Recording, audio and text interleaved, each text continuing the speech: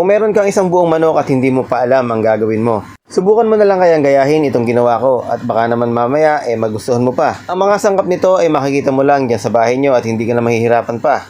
Tara, luto tayo. So meron ako dito ang isang buong manok. Ang gagawin natin, hihiwain lang natin ito o ibabutterfly lang muna natin ito.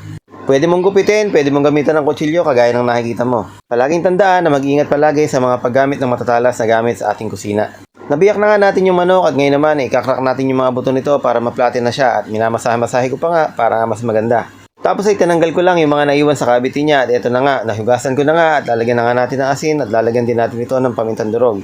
At sa mga bagong followers natin dyan, welcome na welcome din po kayo dito. Ngayon naman nirarab natin yung asin at paminta dito sa ating manok.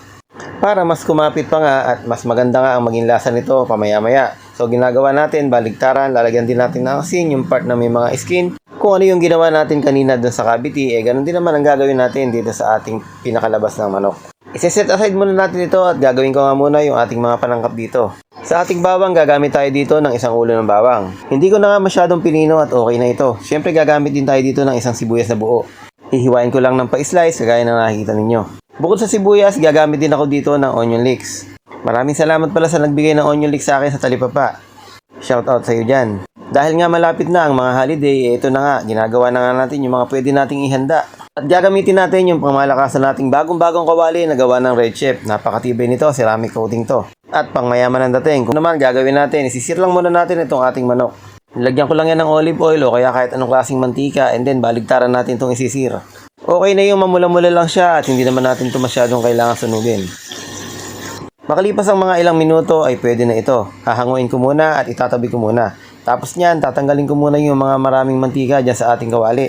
At pwede na nating igisa yung ating mga bawang. Inuna ko lang yung bawang. Kung nasanay kayo sa pagigisa na inuna ko yung sibuyas, pwede naman kahit alin ang mauna. Nasa sa inyo pa rin naman yan. Mga 30 seconds ko lang ginisa yung ating bawang at inilagay ko na nga yung ating mga sibuyas. Hindi ko na masyadong pababanguhin ito at ilalagay na nga natin yung manok na ating itinabi kanina. So ayan, inuupo na nga natin o dinadapa na nga natin yung ating manok at titintahan natin ito ng 2 bote ng Sprite na maliit. Basta lemon soda ay okay lang. So 2 boteng maliit ang aking gagamitin dito. Minsan ko na nga palang ginawa ito at in-upload ko nga pala sa YT. Hindi ko lang biniyak yung manok. At sa awa ng Diyos, nag-trending naman. Binudburan ko ng konting pampalasa at yung nakikita mo naman ay binubuhos ko ngayon. Ito ay soy sauce lang.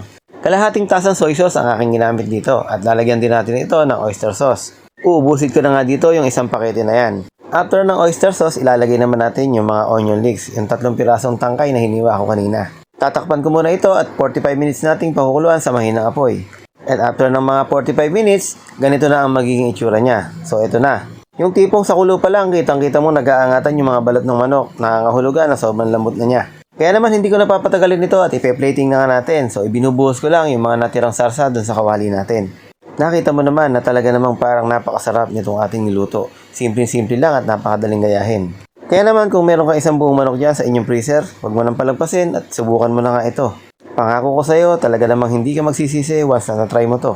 Kapag may dadaluhan kang salo-salo, bakit hindi mo ito subukan? Siguradong hindi ka naman mapapahiya pag ito ang dinala mo. Maraming salamat sa lahat ng sumuporta at nanood.